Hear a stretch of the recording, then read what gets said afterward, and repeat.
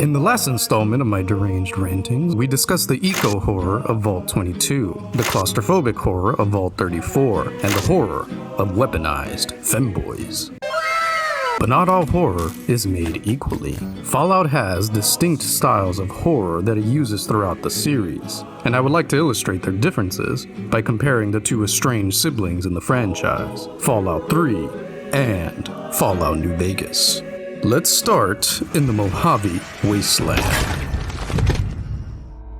This example of horror starts like any other expedition through the Mojave. You're walking east, maybe chasing a waypoint, maybe just wandering. The Mojave sun is blazing.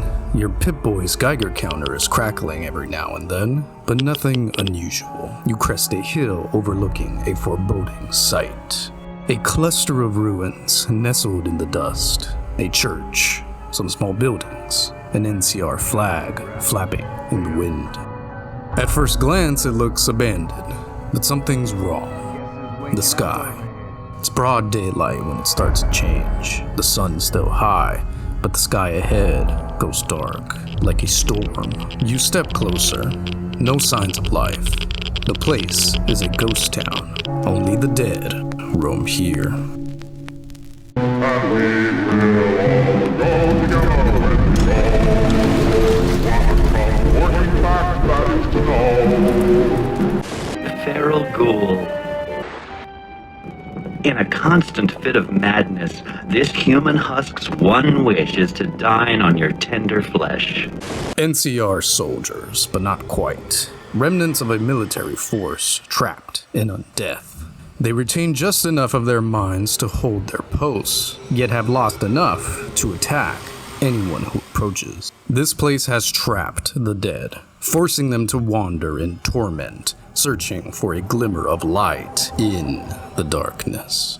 You ever walk into an area of a game and just know you're about to get into some deep shit? Discovering Camp Searchlight is straight up one of my favorite moments in the game. This shit was the original K-Lit for me. Easy to stumble upon in the early game, only reveals its true horror once you get closer and the sky does this spooky shit. Has a constant form of damage over time via air cancer. I can go on. But when I was a kid playing New Vegas for the first time, seeing the sky change like that made me feel like I was being divinely punished for playing a game with prostitutes in it. Looks like you carry a lot of tension in your shoulders and upper thighs. Are you trying to have sex with me? And speaking of the spooky skybox, I'm a big fan of how the whole area depicts the radiation in the air as green. Now obviously, radiation IRL cannot be seen by the naked eye, and it especially does not look like a Mountain Dew ad. But this is a great example of how New Vegas uses retro-futuristic depictions of a post-apocalypse that is played completely straight, and isn't the butt of a joke. I think a lot of Fallout fans tend to over-obsess on the 1950s elements of these games, as if Fallout is just an unserious parody of 1950s retro-futurism. And I mean, yeah, sometimes it is just that. But New Vegas takes those pulpy atomic age fears and makes them a genuine and authentic part of the world. The radiation is made visible and visceral by the very aesthetic that is otherwise pretty campy. The point of this area isn't to parody the idea of a nuclear wasteland. It is embracing that aesthetic and then slamming you over the head with the brutal reality of it. This area takes the trope of a ghost town very literally by having the place haunted by its deceased inhabitants, now feral ghouls. The word ghoul derives from the Arabic ghoul, which was used to describe an evil spirit that robs graves and feeds on corpses. In other words, a serial desecrator of the dead. And what is Camp Searchlight if not a large-scale act of desecration of the NCR's dead? Let me give you a quick bit of lore to help support this revelation. The tragedy that happened in Searchlight was no mere coincidence. It was a coordinated attack. If you manage to enter the town's fire station after acquiring its key, you are met with the source of the radioactive scourge. Nuclear waste, pre-war in origin, now weaponized. It lay sealed in the fire station's docking bay.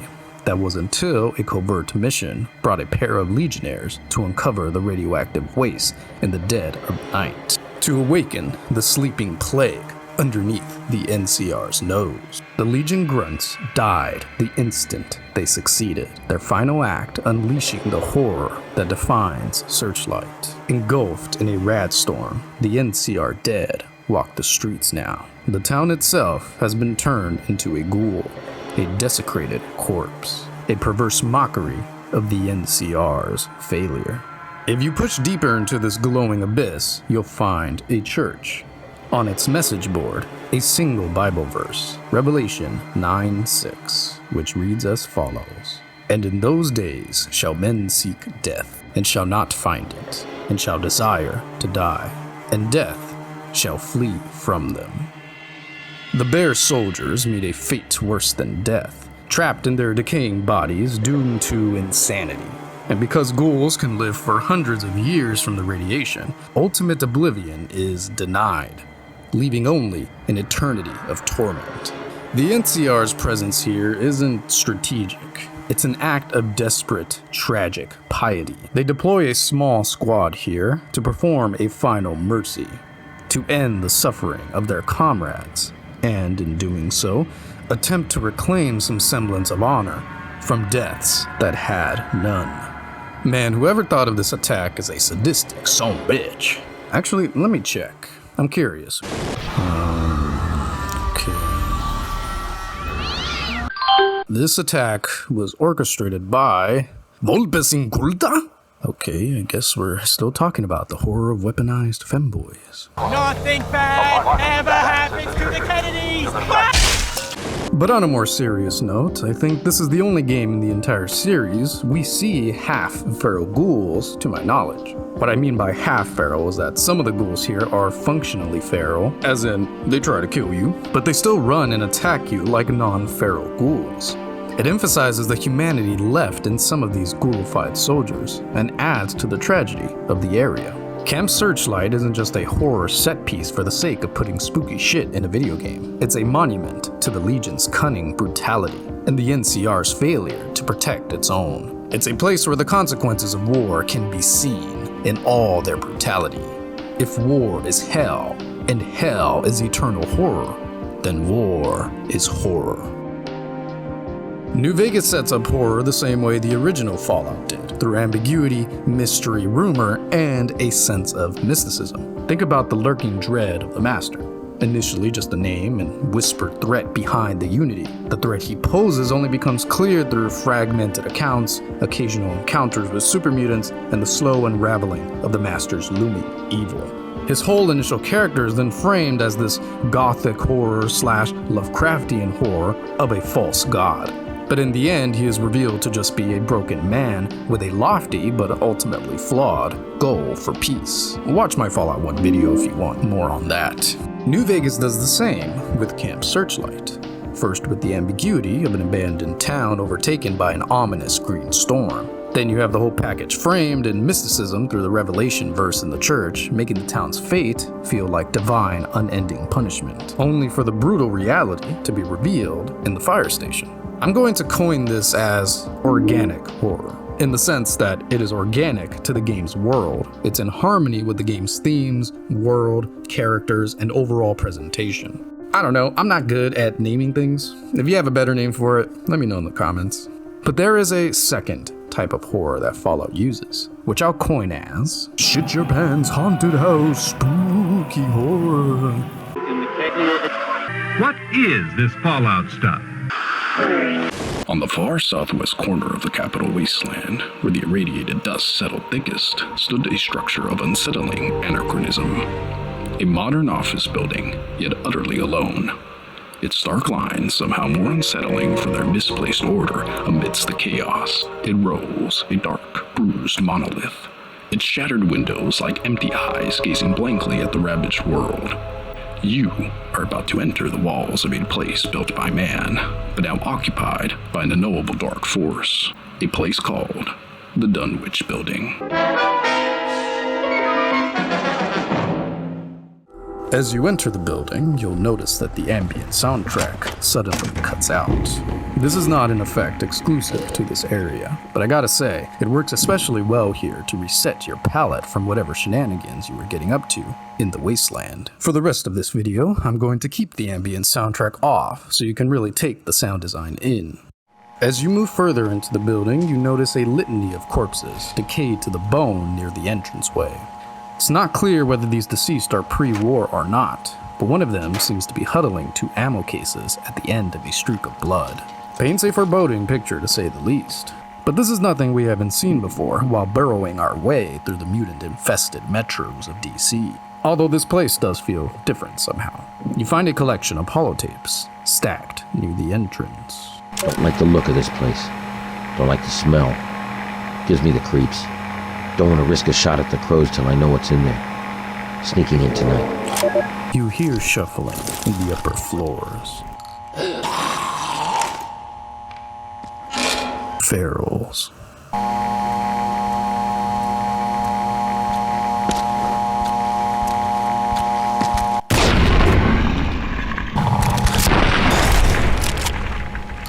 The raiders told spook stories about zombies in the ruins. Never saw anything like that where I come from. But Lord help me. They're real. Not quite what Thor said, but close. These things look... I think they really used to be people.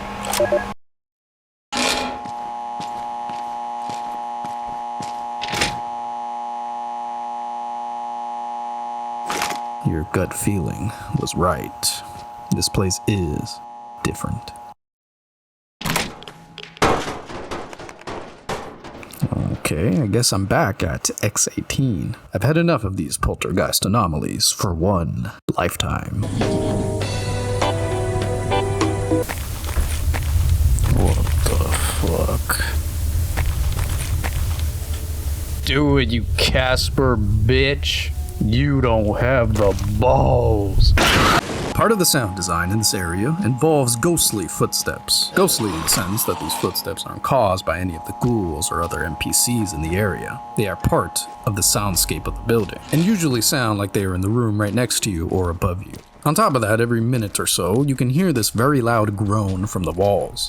Besides it being a jolt every time it plays, it makes the building sound restless and even hungry. You hear these groans that sound like its stomach is growling or its bones are aching. Also, I legitimately cannot tell whether I'm going insane or not, but every couple of minutes I can faintly hear a muffled and slowed down ballroom ballad in very specific areas of this building.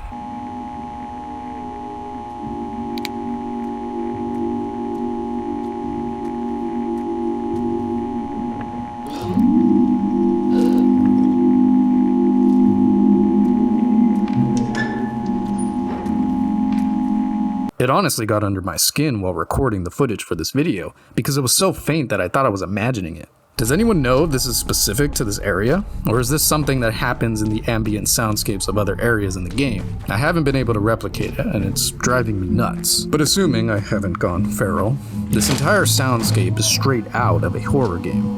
And it's really well done at that. Better than a lot of modern horror games, actually. I especially love that distant ballroom song. It reminds me a lot of how Fallout 1 used that era of 1950s music to enhance its horror. It's the music of the dead, an artifact of a forgotten people. The forgotten victims of a nuclear holocaust, which characterizes the scorched soil you step on. The ghost of the old world. It's just a shame most Fallout fans are desensitized to that horror, since the 1950s music has become a glorified soundtrack, akin to the GTA radio stations. Hell, most of you probably went through the Dunwich building with your radio on, completely missing this soundscape. When the 1950s music is used in this way, it's genuinely haunting. This ghostly echo of the old world is quite pertinent when we see what happens next in our expedition into this cursed place. But before we get there, we need to pass through what was most likely a break room of this office building. We are met with this sight.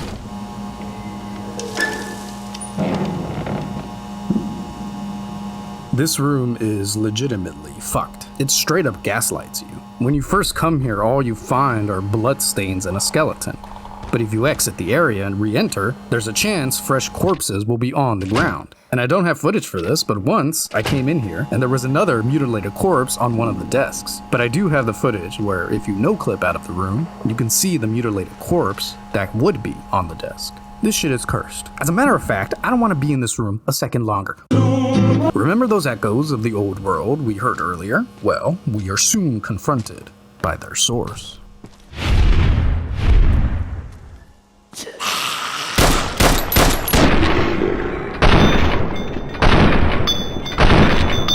A vision of the old world. It reveals to us who these ghouls really are. Echoes of humanity's past being puppeted for hundreds of years, preying on would-be scavengers. You have the opportunity to finally put them out of their misery. God help me. I found Dad today. I didn't think it was him, but the face. The zombies didn't touch him. I think he was becoming like them. Didn't know it was him until I found that old book near him. No more killing. I just need to go. Can't forget the book. All I have left of him. It's warm against the stone. I'll just rest a while. You continue down the depths of this office, falling through multiple floors till you reach the basement. Past the utility tunnels, you come to a door. Behind it, an excavation deep underground. You hear a voice calling to you from the depths.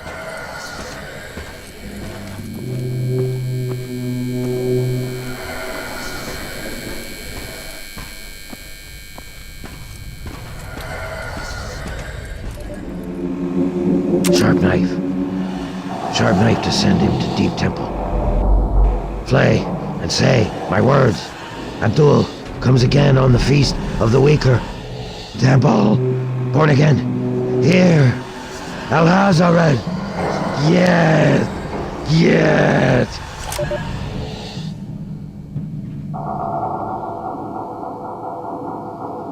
Now this is some good Lovecraftian horror. I love the design of this obelisk and its altar, which looks like it grew from the cave. Very odd detail, but if you climb the altar like a staircase, the very top of the obelisk emits radiation. It's always hard to tell when these type of things are intended or just bugs in Bethesda games. But given how this place seems to ghoulify people, or at least has some connection to ghoulification, the radiation on the obelisk seems purposeful. I mean, the closest real-life equivalent to an unseen, eldritch, insidious force is radiation. It's not like Fallout 3 is the first game to make this parallel. Shadow of Chernobyl has a similar association with radiation, obelisks, disembodied voices chanting creepy shit that indoctrinates its victims. Твоя цель здесь. Иди ко мне. Which all harken back to Lovecraftian tropes. Even if the novelty of this horror sequence being in a game you don't expect it in was gone, it would still be a legitimately great horror setup and execution. Those of you who've been watching my channel for a bit now might already know this, but for ye newcomers, I am a washed-up horror indie dev. And in my games, I used to put a lot of effort into the pacing of horror. People often say horror is like a joke, with a setup and punchline, but I have to respectfully disagree. Horror is more like a song. It has tension, build-up, release, motifs, bridges, etc. But like any interesting song, you want to make sure your horror has dynamics and isn't just one note or painfully predictable. You ever been so down bad that you're too broke for Spotify Premium and too lazy to pirate it? So you have to listen to the normie radio when commuting. You ever stop to listen to some of the shitty guilty pleasure pop songs? Well, if so, you'll probably notice how predictable those songs are. Verse, chorus, short uninteresting bridge, the same chord progression as every other plastic pop slop. You get the idea. Well, a lot of horror in video games is like that. The same build-up, the same shitty stinger, the same lazy jump scares. It gets old, fast. And this is an entire separate conversation deserving its own video. But I bring this up because when you get unexpected horror in a game, and it's done well, it is a breath of fresh air. Oh, and I forgot to mention one thing about the creepy-ass voice in the Dunwich building. It is actually chanting a name.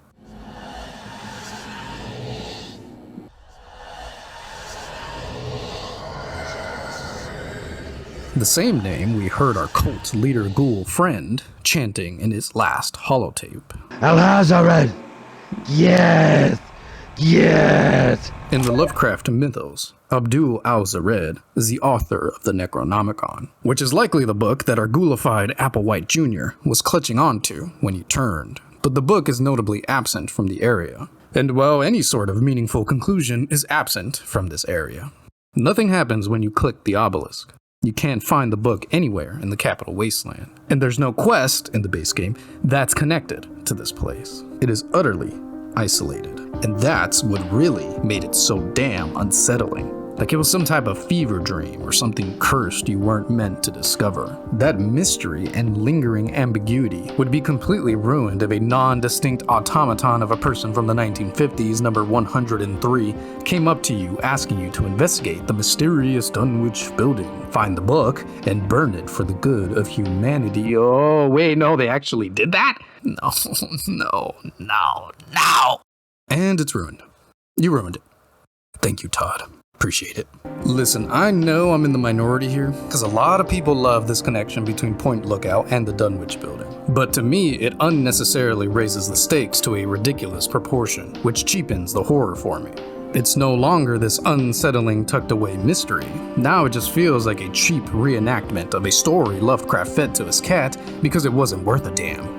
What made the original Dunwich building work? Unexpected horror. It's isolated. If the Brotherhood of Steel or any major character were involved in the area, it would suck. It leverages player exploration and discovery, and it has no concrete resolution. AKA, the ending leaves you with far more questions than answers. AKA, horror's best narrative tool, ambiguity. AKA, a good fucking narrative. So here we go. I'm about to make myself retarded. Now, does the Point Lookout iteration of Dunwich Horror do any of this, or better?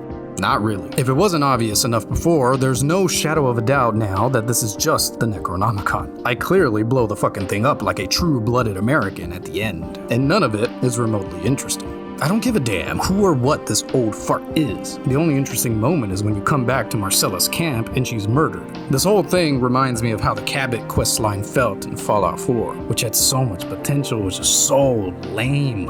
And honestly, I feel the same for the Dunwich Borers. Don't get me wrong, in isolation, this location is not bad. If they never made the Dunwich building, this video would likely be focusing on this area instead. But Bethesda did, in fact, make the Dunwich building. Remember when I said horror is like a song? Well, how do you follow up a great, well-paced, and dynamic piece? Well, if you ask Todd, you just make the same fucking song again. What is the point? The horror has nearly the exact same progression as the Dunwich building. The only major difference is that the ghouls ambush you, but everything else is nearly identical. If not lamer, because the setting isn't as interesting and there's no sick-ass monolith. I'm sure if your first Fallout game was 4, it might have been effective for you because of the novelty. But for me, it was just retreading old ground, but not as good. Organic horror and spooky horror both have their place in Fallout. Spooky horror scares the shit out of me more, but unlike organic horror, it ultimately can feel shallow and meaningless when the execution of the horror doesn't carry the experience. If only there was a marriage between the two. A piece of Fallout media that was spooky as hell, but had depth and meaning.